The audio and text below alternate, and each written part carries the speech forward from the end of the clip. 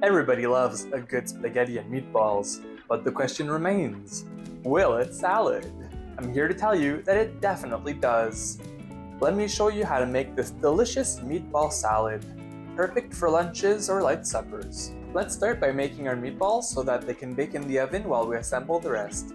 In this bowl, I have 1 pound of ground beef, and to that, I'm gonna add an egg,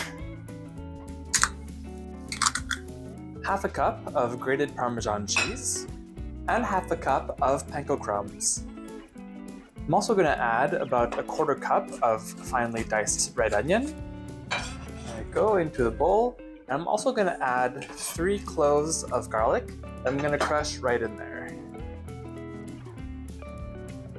I'm also going to add in 1/4 cup of the prepared marinara sauce. I'm going to add a lot of flavor and moistness to the meat mixture.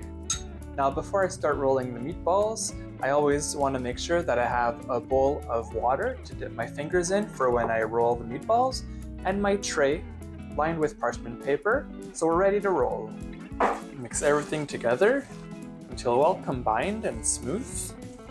And because I had my station ready to go, as soon as my meat mixture is nice and smooth, I can get going. So I'm just going to dip my fingers in the water and then grab a piece of meat mixture, and then we're going to make 24 1-inch meatballs. Gently shape them in a circle and then place them on the tray. When the meatballs are ready, we'll pop them into the oven and assemble the rest of the salad. I'm going to place my arugula in a bowl. I'm just going to drizzle it with a little bit of olive oil. I'm also going to drizzle on a little bit of fresh lemon juice and a bit of salt and pepper.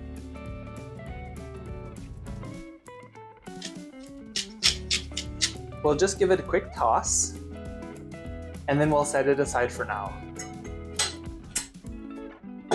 In a warm pan, add a cup of marinara sauce. Just warm it up, and then add your meatballs in the sauce. When the meatballs are coated in the sauce, you're ready to assemble. Place some of the arugula on a plate, and then place some meatballs on top of them, and then garnish with some mozzarella cheese or some shaved Parmesan. I hope you enjoyed this recipe. Thanks for watching.